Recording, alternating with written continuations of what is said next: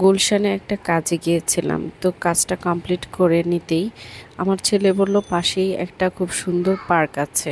তো গেলাম পার্কে। রিয়েলি পার্কটা খুবই সুন্দর। কিছু দূর যেতেই দেখলাম এখানে গ্রাম চা লেখা, মানে চা পাওয়া যায়। তো কেমন যেন একটু ভ্যাপসা গরম ছিল, তাই আর মনে চাইলো না। আকাশটা একটু মেঘলা মেঘলা ছিল ঠিকই, তারপর কেমন যেন একটা গরম ছিল। ওভারঅল পার্কটা খুবই সুন্দর।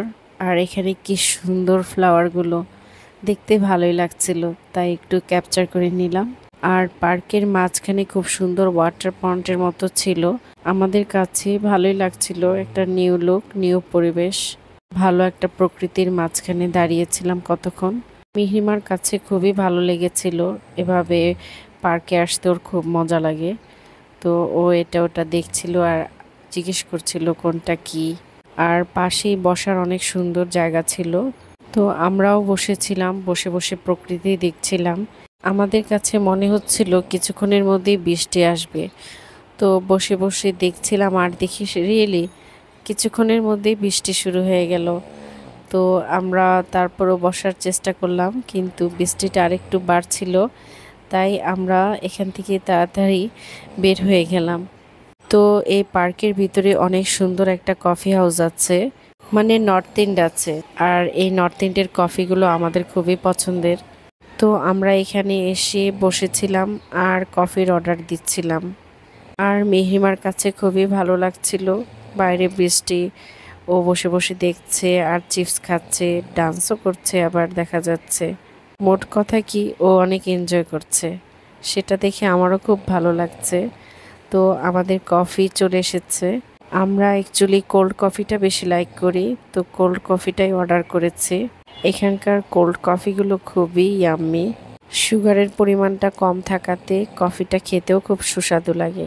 আর সবচেয়ে মজার ব্যাপার হলো কি, আমরা এখানে বসে বসে কফি খাচ্ছি, গল্প করছি আর বসে বসে পার্কের বৃষ্টি পড়াটা দেখছি।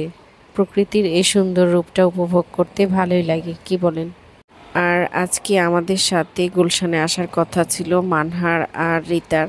ওরা কোনো একটা কাজে আসতে পারেনি, আসলে একসাথে এখানে এনজয় করতে ভালোই লাগতো।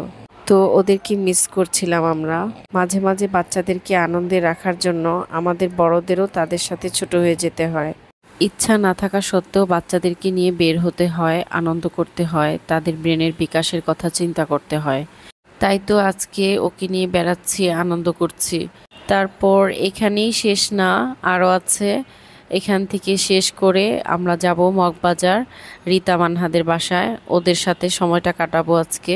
কিছুদিন বাসায় থাকলেই মেহরিমা অস্থির হয়ে যায়, বাইরে বের হবে, ঘুরবে, বেড়াবে। আর বাচ্চারাই কি করবে, আশেপাশে কোনো মাঠ নেই যে ওরা খেলবে। তো এখানে সেখানে ঘুরতে বেড়াতে বের হয়ে যেতে হয় আমাদের।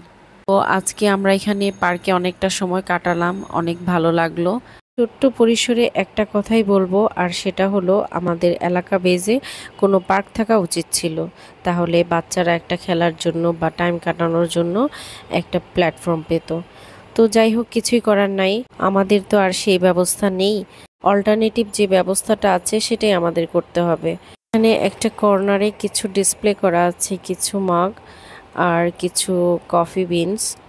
তো এগুলোই দেখছিলাম আমি। আর মগগুলো বেশ ভালোই মনে হলো, সিরামিকের। লাস্ট তাকে কিছু কেটলি ছিল, মেহরিমা ওগুলো আমাকে শো করছিল। যাই হোক, এখানে ওভারঅল ভালোই লাগছিল টাইমগুলো স্পেন্ড করতে। এভাবেই বিকেলটা কেটে গেল আমার। তো আজকে এ পর্যন্তই। সবাই ভালো থাকবেন, বেল্লাবির সাথে থাকবেন। Thanks for watching my video. আল্লাহ হাফিজ, bye bye, see you again.